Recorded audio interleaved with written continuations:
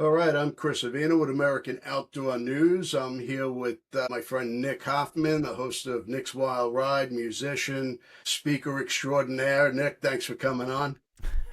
Thanks, buddy. I'm glad to be here. I'm back. I'm back. You're like a repeat offender. Yeah, but it's like every 2 years. You know what I mean? So, are you really an offender if it's every 2 years? Really? Depends on who the audience is. They That's might be right. offended. Exactly. So, like, I figured that the way I look at it is, it takes me 2 years to recover Yeah. from being here with you, and it takes me. It's like after 2 years, you're like, oh, that it's like childbirth. I'm sure that's what it's like. You're never gonna. I'm like, I'm never doing that again. And then 2 years later, you're like, oh, that And wasn't here it that is. bad. I'm just kidding, man. I'm just kidding. Now, you've built a career on storytelling in two very different mediums through music and television. Um, what what lessons from hunting camp have influenced your songwriting, and what um how has your music influenced your storytelling or made you a better storyteller? What a great question, man. I never heard it put quite like that. I do view myself as a storyteller, and it not very often do people bring that part of it up. Uh, you know, Songwriters in general are storytellers. My favorite songs paint pictures that are stories. My favorite songs are story songs. And and with Nick's Wild Ride, when I started doing the television show, coming from the music background, my favorite television shows were hosted by storytellers, people that really wove the story of the place they went to together. People like Anthony Bourdain, you know what I mean? And Uh-huh. so it means a lot to me that you put that storyteller label on me, because that is what I'm trying to do with both my music and my show. So I appreciate that. What I've learned is that life in general, and then definitely my television show and my music, are about people and the study of people. Sure, I'm out there hunting or I'm out there playing music, but for me, hunting is about so much more than killing. It's about Hmm. the people and the culture and the history and the food and the places you go and the people you meet. And to tell a good story, you have to understand people, I think, or at least be authentic about your understanding and your view of people. And then you also have to be willing to do everything you can to connect with those people. And so, like I said, I think the art of storytelling is the art of studying and paying attention and being aware of people and humanity and the world around us, And so, if I've learned anything, it's that I need to be more present and be more aware of the personal side of music and the personal side of hunting and the people that make it go around. I can't tell a good story unless I understand what people want to hear. You know what I mean? Yeah. So I think I've gotten better at it over the years. I think I probably have a natural uh, sense of that to a certain extent, but it's an art. It is. Storytelling is an art, and I think I took it for granted when I first started doing the TV show. I think it's no different than, oh, I'm going to write a book. Well, look, if you've never written before, it's just like painting. If you've never painted before, you might be able to paint something that's fairly okay, but it takes a lifetime to master painting. And I think I'm now realizing that it takes a lifetime to master storytelling. And Yeah. and it's a lifelong pursuit, just like hunting, just like music, just like writing, just like painting, just like all these things. It's an art. And man, have I enjoyed being able to practice that art. And I don't profess to be an expert at it, but I sure love doing it. It's fun, isn't It it? is. Now, Nick's Wild Ride, I mean, you take your viewers around the world, uh, and they experience different cultures, different lifestyles, different conservation models. Um, was there a particular experience that changed the way that you see or think about conservation and the way that hunters protect wildlife? Oh, absolutely. I mean, right away, the first thing that comes to mind is my first time in Africa, which has become like such a big part of my life. Going on safari and going not only just hunting in Africa, but being in Africa and exploring the different parts of the places we can hunt in Africa have been life changing, and they haven't been life changing just on the conservation angle, which I'll talk about in a second, but on a personal level, the people. I mean, when you go there and you see people living in what we would consider to be absolute destitute third world conditions, and then you see their level of happiness, it makes you realize really fast just how easy it is really to be happy if you let yourself be happy. We concern ourselves and find unhappiness in the clutter and accumulation of things and of worrying about money and worrying about all these things, which I'm not saying you shouldn't worry about those things, but I have learned in Africa that you can have nothing and still be happy. Very, very happy. Some of the happiest people I've ever met are in Africa, and they literally live in a shack made from roofing panels with dirt floors, and boil in the summer and freeze in the winter, and yet there's always a smile on their face. And I've seen that in other places too. So on a conservation level, which was your question, Africa really showcases very quickly to anyone who goes there how important giving animals value is. Because the North American model showcases that definitely, that when we give animals value, they we keep them around, but it is really laid bare in Africa. The best example that I can think of, like one not the best example, but a great example is the eland in Namibia, for example. When the first safari I was there, my guide Jamie was telling me about when he was a kid, they used to still have big migrations of eland. These things are twice the size of a cow. They're huge animals. And there would be migrations of thousands of them, and they would come through the town, and they would stop traffic, and they would, and then he said in his lifetime, in about 10 or 12 years, that just stopped.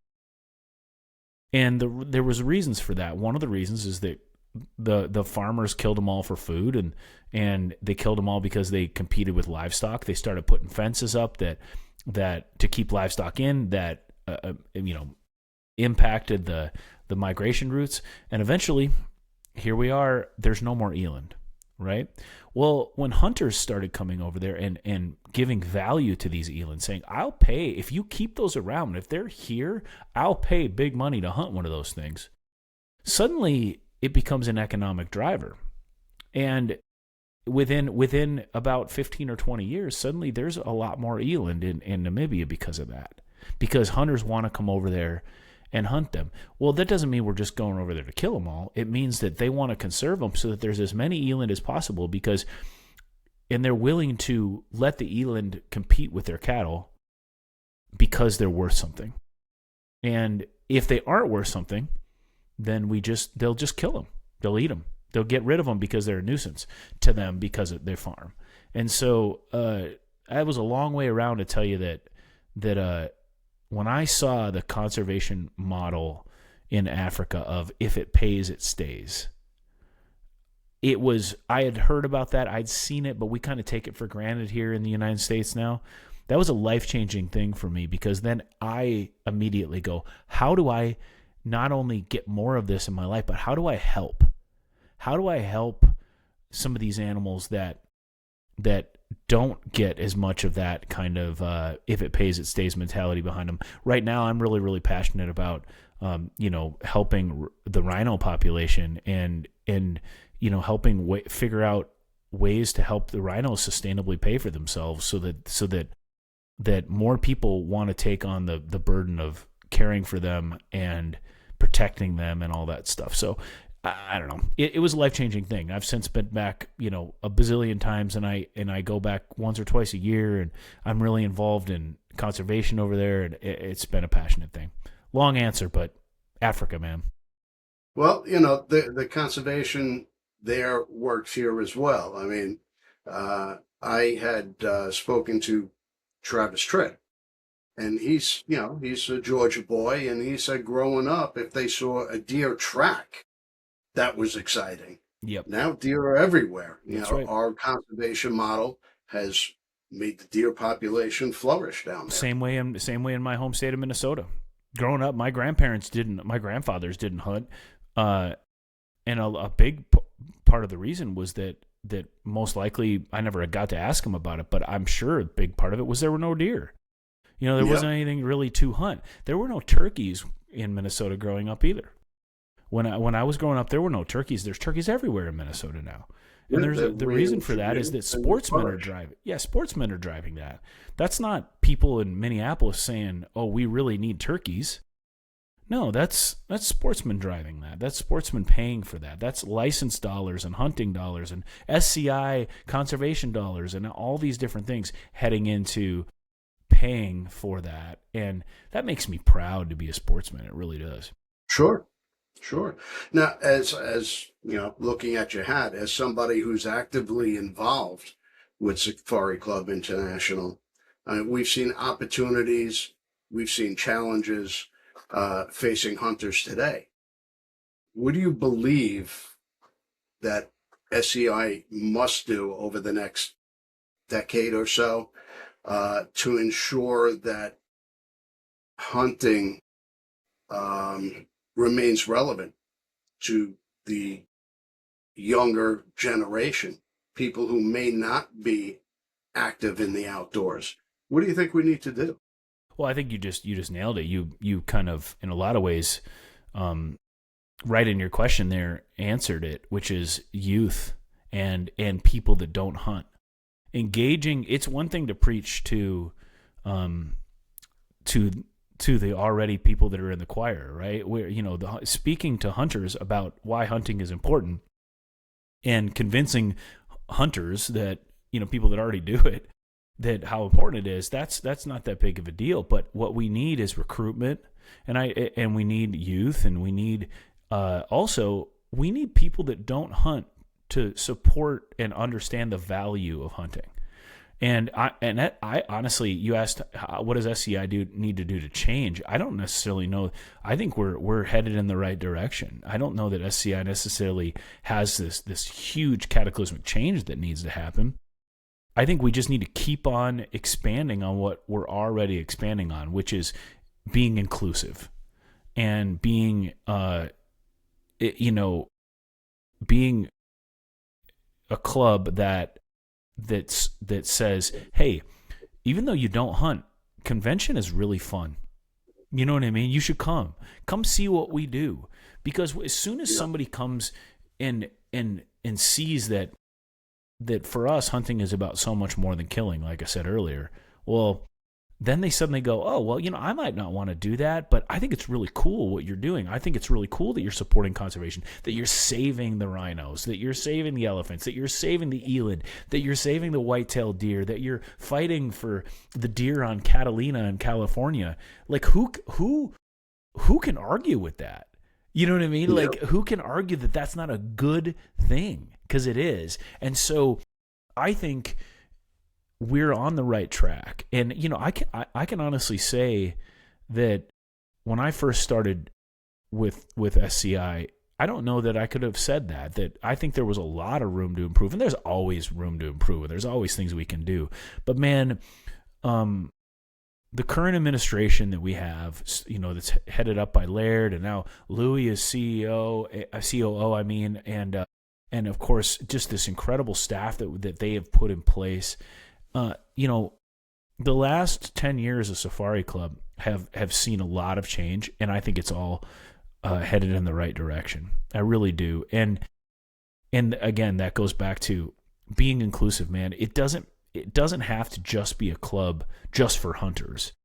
It should be, at least bare minimum, we need to be talking to the people and letting people that don't hunt know what we do, and that we're not just out there collecting heads.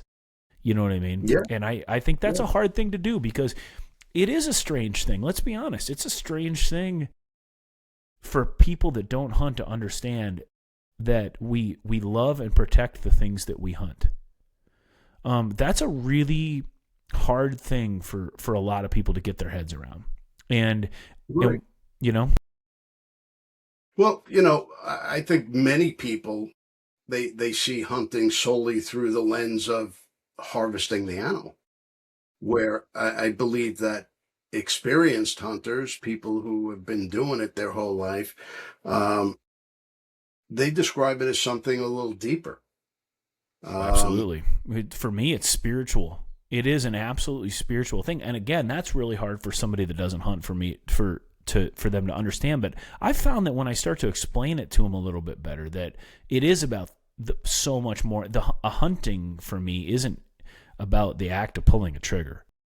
That's a culmination, maybe, and sometimes that's maybe the high point in a lot of ways, but it's not the best part. In fact, you used the word harvest earlier, which I have no problem with at all. But I've really started to embrace going back to the word killing, because let's be honest, that's what it is. And I say that because it is spiritual for me, and I don't take it lightly. Honestly, as a hunter, I really, really, really love hunting. I love everything around it. I don't necessarily enjoy killing. To me, that is a emotional, spiritual thing that I don't take lightly. You know what I mean? Like the act of killing an animal and taking its life is something that for me is not only spiritual, like I said, but it's also important. There's a management angle to that is an unfortunate part of human existence. If we're gonna continue to encroach on habitat and change the world, change the earth as we know it, then we have the duty to conserve and manage the animals that we have displaced. You know what I mean? And so 100%. I see it as a heavy spiritual responsibility, and I'm not afraid to use the word killing, because I think it's important to acknowledge that's what we're doing. And for me, when I took my daughter for her first hunt, that was the one thing I wanted to impress upon her, is it's okay to be a little emotional about this. It's okay to feel a little bit reticent about the idea that you just took a life. Because if you don't, I think there's something wrong with you. You know what I mean? Like sitting out there and just, there's definitely, I know there's probably people that are rolling their eyes right now because they don't see it like that, but that's how I see it. I really do. I see it as not only a responsibility, but a spiritual act. And for a lot, if you're a religious person, you see it as a God-given right, that's in the Bible. And for those that aren't religious, or that have a different type of things, like the Native Americans, it's always been spiritual for humans, always. And I see it like that. Uh-huh. So, Well, there's, like when people first start hunting, they might not be prepared or ready to pull the trigger. Yep. And that's fine. Absolutely. That because there's so much more to a hunt. Time. Yeah, there's so much more to a hunt than that. The act of getting up, just getting up in the morning and watching the morning come alive, getting up before sunrise and watching the morning come alive. These are things that most people don't do unless you go hunting. You know what I mean? Like most people don't get up at 4 a.m. and go out in the dark and then watch the morning come alive. That's a magical thing. And most people I'll take people on their first hunts and they sit around a campfire and tell stories at night, and then we get done and they've harvested an animal for their first time, and then on the way home they go, you know what my favorite part was? the campfire. You know, and Big part of it for me. that's been the tale since the beginning of humans and beginning of hunting. You know, is stories told around the campfire are the essence of who we are as humans. And I think we all this whole hunting thing, modern hunting thing is a way of connecting with our prehistoric selves. I really do. I think that we're connecting with our soul in a way that we don't fully understand. I do. At least it is. That's the way it is for me. Not to get all heady and emotional and spiritual about it, but that's how I feel about it. No, I do agree with you on that. It is a big part of it, and it's something that we've been doing since the dawn of time. Yep, exactly. And I think we're connecting with that when we go out there, even now today, even with all our expensive gear and our fancy guns and our fancy binos and our camo and our great boots and all the stuff. Like we're still the core of it is still trying to reach out and connect with that part of us that's still in there somehow. The part of us, I'm saying, that needed to do it to survive. We don't need to do it to survive anymore. There's no doubt about it. We're doing it for fun. We're doing it for conservation. We're doing it for, whatever the other reasons are that what it means to you. But for me, there's definitely a spiritual part that is I'm trying to feed, which is I know that deep down I need that. I've been that kid. I didn't grow up in a hunting family. Nobody in my family hunted. Mine either. But for whatever reason, I wanted to do it. From the earliest age, I was just telling this story yesterday. I used to go and walk through the ditches in around our farm and flush pheasants for fun. Because like a little kid, I'd just walk around the desert like a bird dog. I would just run around and flush pheasants. I didn't realize that was the part of me that wants to hunt, that's deep down wired in me, wired to be a hunter, not a gatherer. That was coming out before I realized it. I used to walk through the woods as a little kid and track deer and try and sneak up on bedded does and stuff like that. That's the part of me that is wired to be a hunter. That's so innate and so deep in me that I didn't realize it till later on that that's what that was. It wasn't until I was 12 or 13 years old that a neighbor took me hunting for the first time that changed my life. But my point is, some people are wired to be hunters and some people are wired to be gatherers, and it's in our DNA. You know what I mean? You were like a bird dog that's never actually been on a hunt. It's in your exactly. It's in your blood. Yeah, the one, the bird, the pointer that's never been on a hunt but still points. You know what I mean? Yep. And points at squirrels and stuff like that. I mean, that's exactly what it was. And now I can't imagine my life without it.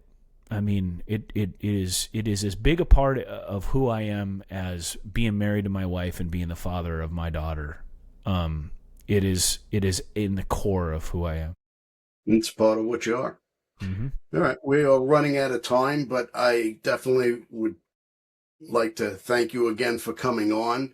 I know did I talk too long already? I've been just sitting here just rambling. We don't have to quit. We can keep on going, man. My equipment's crapping out. Get rid of this guy. He talks too much. But I know you're now streaming on YouTube, Nick's Wild Ride. You can watch it on YouTube. Where else can we see your show? Brand new episodes, brand new season starts on Outdoor Channel in September. Really excited about that. A lot of really, really, really cool adventures all over the world, and then of course Instagram and Facebook. Every YouTube, everything's at Nick's Wild Ride. Very easy, and it's nickswildride.net on the web. So, please come join the ride if you're not already. I would love to have you. And of course, I'm always at SCI convention every year. If you haven't been to National Convention in Nashville, bring it on. My hometown now, and I love it. It's so much fun. Yeah, but try and get a second to speak to you while you're at the convention. It's tough. Man, I run around like a chicken with my head cut off there. SCI works me like a rented mule, and I love it though, because it's a good way for me to be able to it's one way that I have that I can give back to the club. is by being a bit of an ambassador and hosting some of the evening events and stuff. I love it. I really do. And it's a big family reunion, and yeah, it's a busy week, but it's my favorite week of the year. I agree. It's going to be a hectic week because it overlaps with SHOT Show. So we're flying from Vegas to Nashville to wherever. Exactly. But, crazy. All right, definitely sign on to Nick's Wild Ride. You're not going to be disappointed. If you're in the Long Island area, check out our website, AmericanOutdoorNews.com. We have the Boots, Buckles, and Backstraps fundraiser for Safari Club International. It's going to be an amazing event. It sounds amazing. When is that again? What's the date? September 17th. That's great. It's a Thursday night. It's going to be fun. We have some great sponsors. We've had some amazing product donations. There's going to be some really good raffles and silent auctions, and we're going to have a DJ. We're sponsored by Wild Fork Foods, so you're going to have wild game platters. Delicato Wines is going to be doing a wine tasting. There's going to be a lot of stuff going on. It's going to be a lot of fun, so definitely go to AmericanOutdoorNews.com, buy your tickets today. You are not going to be disappointed. It's going to be the event of the season. Yeah, and also you're raising money for a great cause, like we talked about. I mean, keeping animals and keeping our fighting for our rights to hunt. I mean, what's not to love, right? Go have some fun. Go drink some wine. Sounds like a blast. Yeah. Well, if you're a gun owner, you join the NRA. If you're a hunter, you join SCI. That's right. They're the guardians of our legacy. Yep, that's right. We're the only organization like that with a hunter's embassy in D.C. that's fighting on the Hill every day, and I'm proud of it. Right. Yep. All right. I appreciate you taking the time to speak to us again, Nick, and it's always great to see you. Well, likewise, and thank you for everything you do, brother. Keep up the good fight. We love our children. We protect them. We guide them. We prepare them for life in the world. With all that we do, from deep in our hearts, we cannot control all things. Life-threatening illnesses and disabilities affect far too many of our children each year. While we cannot change the circumstance, we can make dreams come true. Dreams to provide hope, to provide spiritual healing and strength, to provide moments of happiness and relief in the hardest of times. We can give a glimmer of light and hope in a time of darkness and despair. Join huntofalifetime.org to help make dreams come true, to provide hope for children with life-threatening illnesses and disabilities. Hunt of a Lifetime is a non-profit organization fulfilling dreams for hunting and fishing trips to youth 21 and under with life-threatening illnesses and disabilities. Visit huntofalifetime.org to learn how you can make a difference.